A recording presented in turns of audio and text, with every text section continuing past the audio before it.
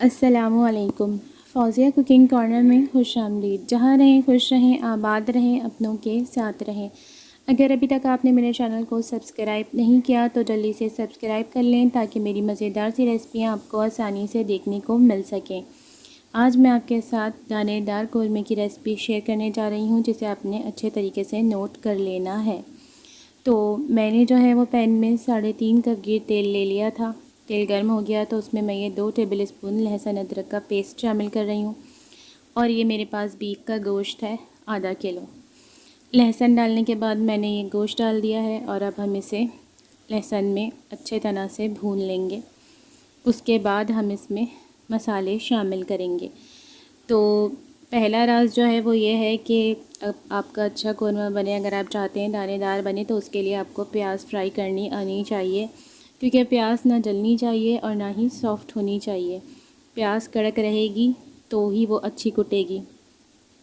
तो ये मैं अब इसको ढाक रही हूँ ताकि लहसुन का जो वो है भुनाई अच्छे से हो जाए।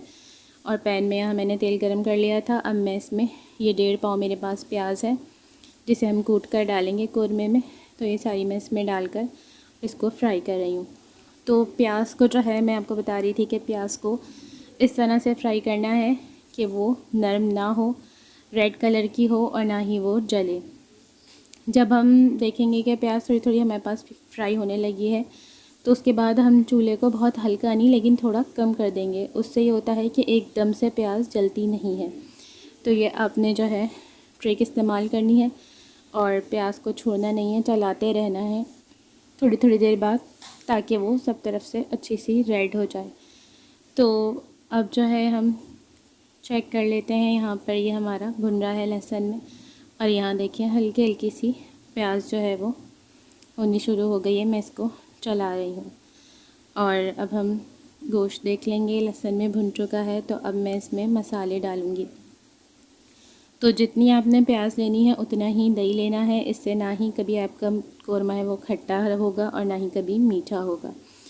तो अब ये मैं नमक डाल रही हूँ 1/2 टेबल स्पून आधा किलो गोश्त में, और 1 टेबल स्पून से थोड़ी कम मैंने पिसी लाल मिर्च डाली है, क्योंकि मैं इसमें साबुत गरम मसाला भी डालूँगी पीस कर।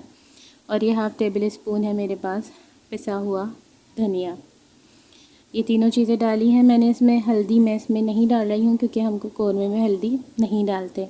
इसको हम अच्छे तरीके से भून लेंगे, मसाले को थोड़ा ढक के पकाएंगे ताकि ये अच्छे से भुन जाए।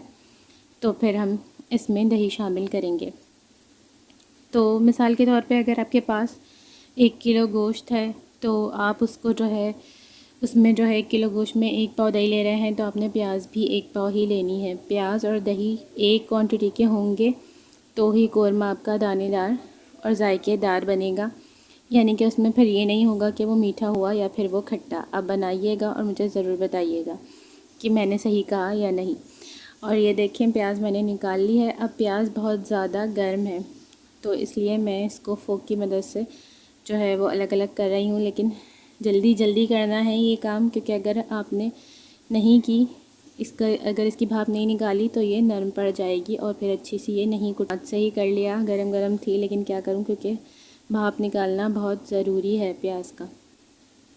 तो ये जो है भुन गया है मसाला। मैं इसमें 3 टेबल स्पून मैंने इसके अंदर अदरक डाल दी है काट के, और आपने भी ऐसे डाल देनी है। और ये है मेरे पास 1.5 पाव दही, 1.5 पाव प्याज, 1.5 पाव दही आधा किलो गोश्त में। अगर आप 1 पाव डालना चाहें आधा किलो गोश्त में दही, तो 1 पाव ही प्याज डालनी है। बस ये छोटा सा पॉइंट है, आपने इसको नोट रखना है। और प्याज का जो मैंने आपको बताया, प्याज अच्छी सी होगी तो ये दोनों चीज़ें मिलके कौरमे को मज़ेदार बनाएंगी। अब मैंने इसको ढक दिया है ताकि दही मेरे पास भुन जाए। तो ये दही मेरे पास भुन गया था। अब देखें तेल ऊपर आ गया है। अब मैं इसमें पानी डाल रही हूँ, क्योंकि बीफ का गोश्त है तो ये पकेगा। तो मैंने इसमें 3 से 4 गिलास पानी के डाल दिए हैं, और अब मैं इसको ढककर पकने के लिए रख दूँगी। तब तक ये गल जाएगा। तो तब तक हम जो है वो अपनी प्याज को कूट लेंगे और मसाले को भी। तो ये सारी भाप निकल चुकी है प्याज की। प्याज कड़ा कैसे हम इमाम दस्ते में कूटेंगे इस तरह से। तो यहाँ मसाले हैं मेरे पास 4, जो मेरे पास हैं वो छोटी इलायचियाँ हैं, ठीक है। इनके हम छिलके फेंक देंगे, अंदर का इनका जो है वो ले लेंगे। और इसी तरह से बड़ी इलायची है 1 मेरे पास, इसका भी छिलका हम फेंकेंगे। अंदर का उसका बीज को ले लेंगे। और लौंगे और इलायचियाँ हैं मेरे पास कोई 15-15 या 20 पीस। तो आपने इस तरह से ले लेना है। ये मैंने कूट लिया है इमाम दस्ते में मसाला, और छिलकों को मैंने फेंक दिया है। जैसा कि मैंने आपको बताया था कि छोटी इलायची और बड़ी इलायची का छिलका आपने फेंक देना है, ताकि वो मुंह में नहीं आए कौरमा खाते हुए, क्योंकि वो फिर अच्छा नहीं लगता। तो आपने इस तरह से बारीक कर लेना है। और प्याज भी मैंने कूट ली है। प्याज देखें कितनी शाइनिंग मार रही है, क्योंकि ये दानेदार है। और जब आप कूटेंगे प्याज को तो इस तरह हल्का हल्का सा ऑयल ऊपर आने लगेगा, तो इसका मतलब ये होगा कि प्याज आपकी दानेदार कुट चुकी है। अब आप उसको निकाल लें। साथ में मेरे पास केवड़ा है, तो 1 टेबल स्पून हम इसका डालेंगे आधा किलो गोश्त में। तो ये तीनों चीज़ें हम गोश्त गलने के बाद शामिल करेंगे। तो गोश्त हमारे पास ये गल गया है। पानी देखिए मैंने कितना ज़्यादा डाला था आपके सामने, तो वो खुश्क हो चुका है। अब हल्का हल्का सा पानी है, यानी कि इसकी भुनाई कंप्लीट है।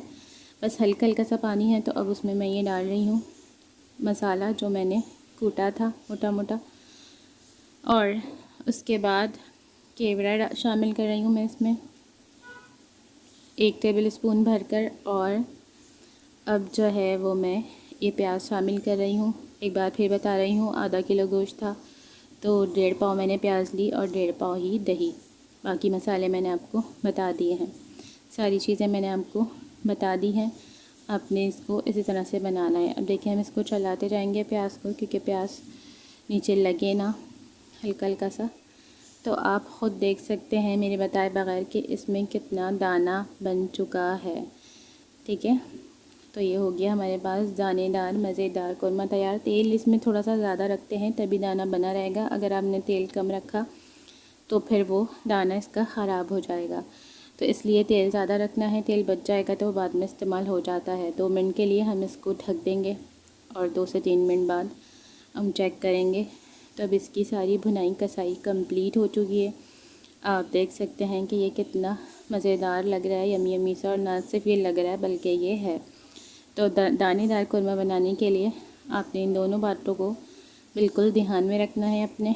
ये देखिए मैं आपको फिर से दाना चेक करवा रही हूँ। देख रहे हैं आप कितना दाना है इसमें। और आपने इसको इस तरह से बना लेना है। मुझे कमेंट में ज़रूर बताना है कि ये आपको कैसा लगा और परफेक्ट बना कि नहीं बना। मैं ये 6 अंडे इसमें शामिल कर रही हूँ। अंडों के साथ बहुत अच्छा लगता है। कुछ लोग आलू भी डाल लेते हैं, बट मैं आलू गोश्त तो नहीं बना रही थी, लेकिन कुछ लोगों की फरमाइश होती है कि कौरमे में भी आलू डाले जाएँ, तो मैंने इसलिए अंडे डाल लिए हैं। तो आप इसे बनाइएगा, मुझे ज़रूर बताइएगा। मैं आपके कमेंट्स का इंतज़ार करूँगी और मिलूँगी मैं आपसे किसी और मज़ेदार सी रेसिपी के साथ। तो अपना ख्याल रखिएगा, मुझे दुआओं में याद रखिएगा। अल्लाह हाफ़िज़।